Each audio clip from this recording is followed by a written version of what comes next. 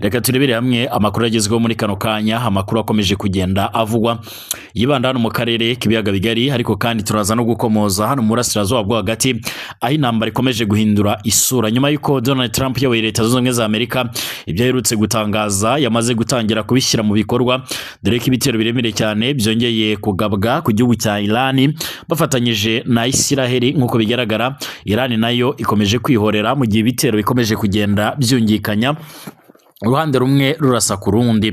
Imirwano by'umwariko ikomeye cyane hano muri teritwari ya Masisi by'umwariko ikomeje kugenda ihindura isura nk'uko bigaragara, aho n'abaturage babarirwa mu bihumbi by'umwariko bakomeje kugenda bahunga. Intambara hano muri Kivu y'Amajyaruguru ikomeje guhindura isura, mu gihe no muri Kivu y'Amajyepfo umwanya n'umwanya nk'uko bikomeje kugenda bigaragara by'umwariko naho ibintu bikomeje kugenda bifata indi ntera, ndetse abakurikiranira hafi ibibera ku butaka bwa Kongo bakavuga ko uruhande rwa leta ya Kongo rwamaze kurahirira by'umwariko kwihorera mu buryo budasanzwe, ndetse no gukomeza by'umwariko guhangana n'ibice bigiye bitandukanye byafashwe n'umutwe wa 23.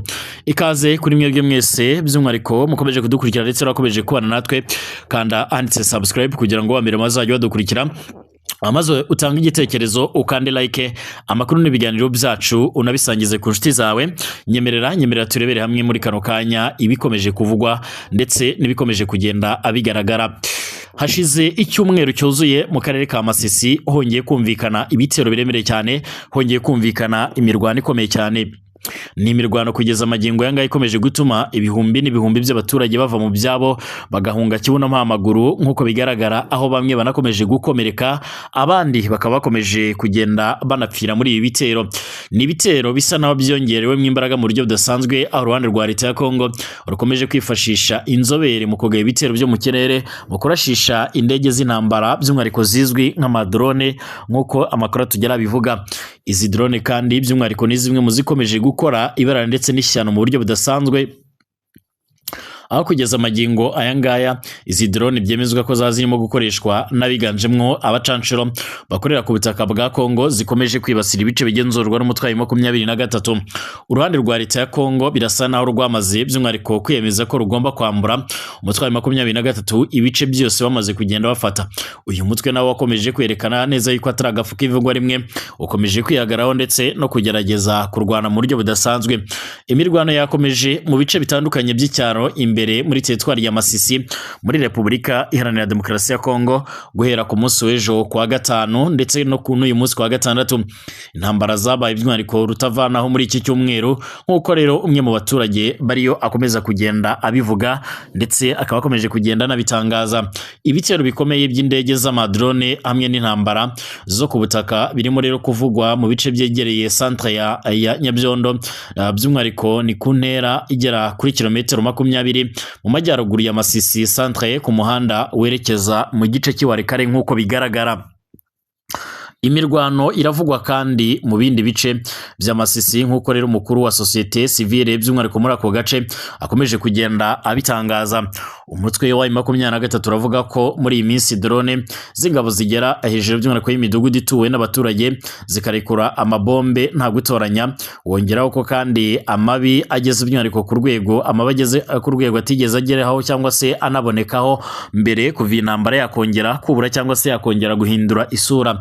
Andi masoko y'amakuru aravuga yuko umutwe wa 23 urimo kugaya ibitero byo gusubiza by'umwariko contre attaque nk'uko bigaragara by'umwariko cyangwa se contra offside by'umwariko nk'uko bigaragara, nyuma y'ibitero by'ingabo za leta ndetse n'abazarendo nabo bamaze imisi batse umuriro kuri uyu mutwe nk'uko bitangazwa.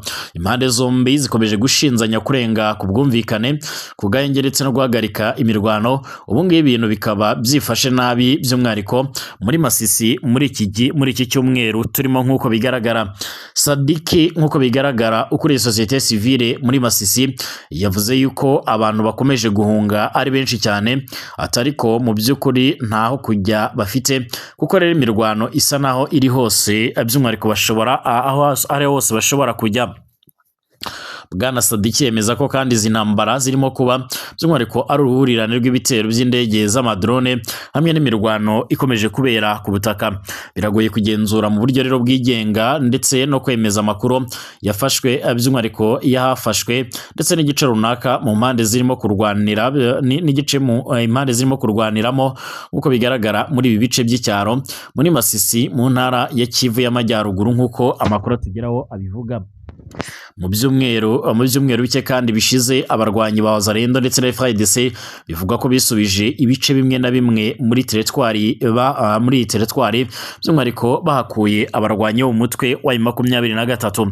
Gusa centre cyangwa se imijyi mito by'umwihariko izwi by'umwihariko niyo muri teritwari nka Masisi centre, Nyanzare, Rubaya cyangwa se Mweso byemezwa ko ibyo bice bikigenzurwa n'umutwe wa M23. Kubera iyi mirwano kandi Sadiki by'umwihariko avuga ko ibibazo ku baturage birimo kurushaho gukomera kuko rero aho bahungira by'umwihariko batabona ndetse batanahakura ubufasha kuko imirwano ikomeje kugenda igaragara hose. Bwana Benjamin Mbonimpa, umunyamabanga mukuru wa M23, ashinze amahanga guceceka imbere y'ibitero by'uruhande rwa leta ya Kinshasa aho M23 igenzura. Mu butumwa yashyize ku rugo rwe rwa X yitwa Twitter yagize ati tuzirengera kugeza dushyizeho rero amahoro ndetse n'agaciro ku banyagihugu bose. Igisirikare cya Repubulika ya Demokarasi ya Kongo gikomeje kukaza ibitero mu gihe no muri Kivu y'Amajyepfo by'umwihariko bivugwa ko haba hakomeje by'umwihariko kurebera hamwe imirwano iremereye cyane nk'uko amakuru akomeje kugenda atugeraho abivuga. Amakuru yihuta cyane by'umwihariko akaba akomeza gushimangira ndetse by'umwihariko no kugaragaza neza yuko intambara zikomeje gufata indi ntera mu gihe uruhande rwa leta ya Kongo rwamaze kubona yuko inzira nziza ya nyayo ari yo gukoresha indege z'intambara zo mu kirere zikoreshwa by'umwihariko n'abacancuro ndetse n'abandi b'abahanga mu gukomeza gushaka uburyo bagarukana ibice byose bamaze kugenda bamburwa. Amerika, Isiraheli byagabye igitero kuri Irani mu gihe Perezida Donald Trump avuga ko ibikorwa cyangwa se operation by'umwihariko ni ibinini cyane by'imirwano birimo kuba by'umwihariko muri aka kanya. Bibaye nyuma y'uko kandi Minisitiri w'Ingabo wa Isiraheli nk'uko bigaragara by'umwihariko avuze ko igihugu cye cyagabye igitero cyo kuburizamwe rero kuri Irani mu gihe by'umwihariko ingabo za Isiraheli zivuga ko by'umwihariko mu kwihimura Irani yarashe ibisasu bya misile ku butaka bwa Isiraheli nk'uko bigaragara.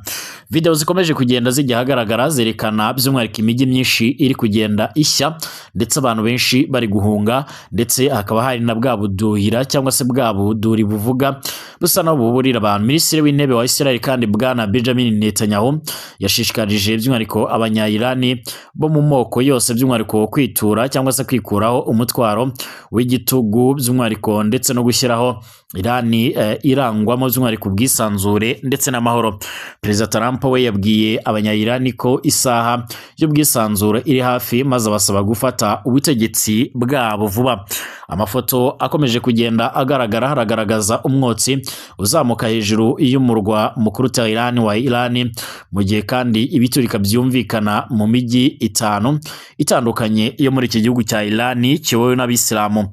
Amakuru avuga ko kandi ibiro by'umutegetsi w'ikirenga wa Irani ndetse n'ibiro bya perezida Tehran nabyo rero byarashwe mu buryo bukomeye cyane.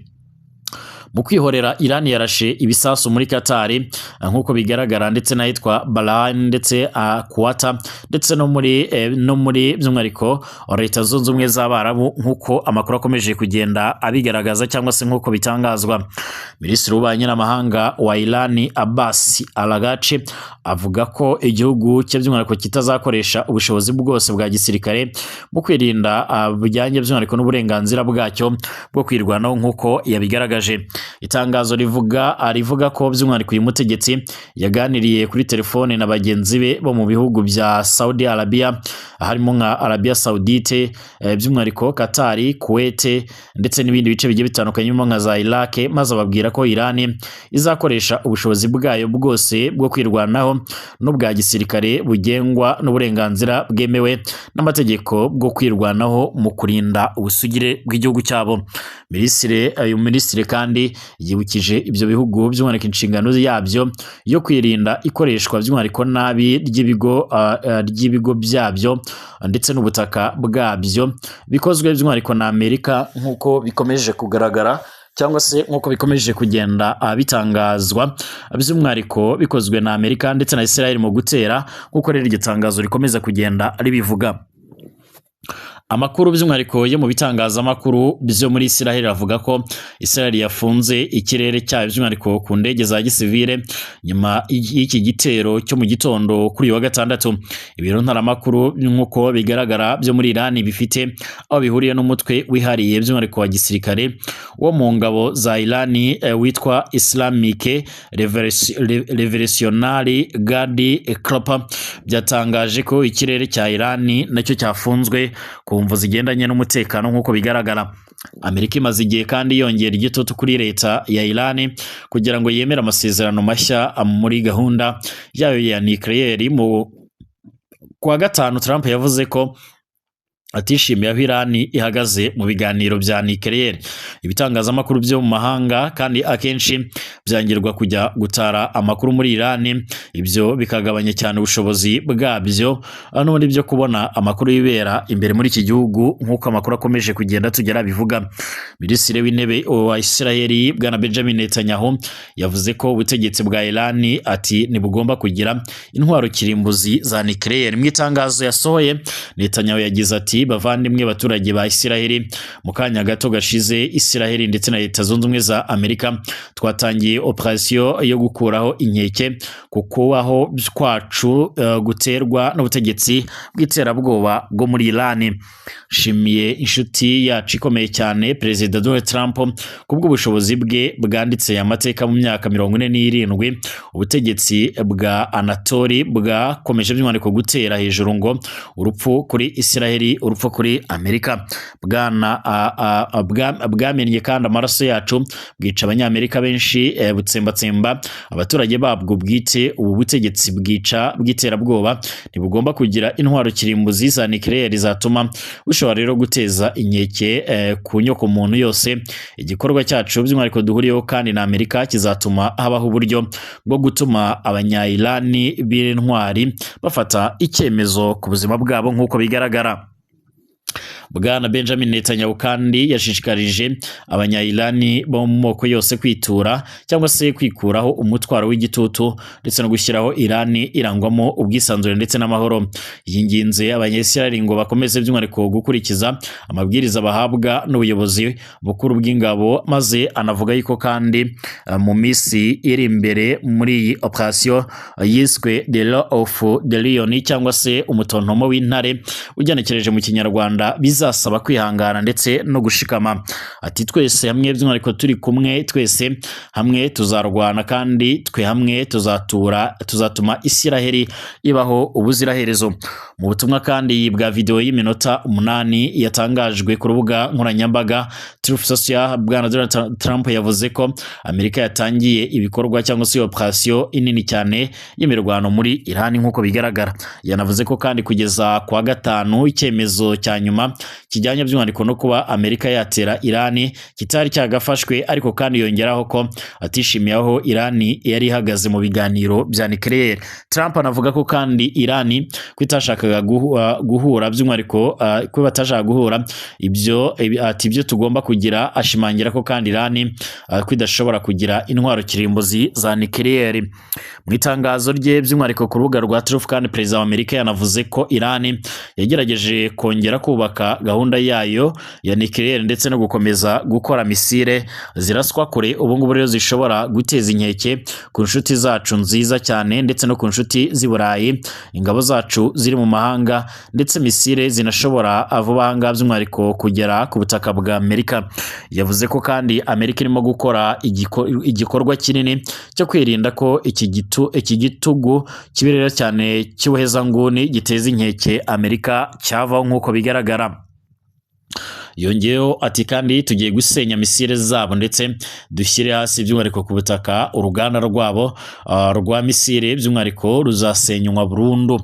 Kugeza amagingo aya ngaya kandi akomeje ibiganiro, ariko kugeza amagingo aya ngaya by'umwihariko ibitero bikomeje kwiyongera. Mu kanya ndagaruka ku bitero bya Irani nayo ikomeje kugaragaza ibigendanye no kwihorera.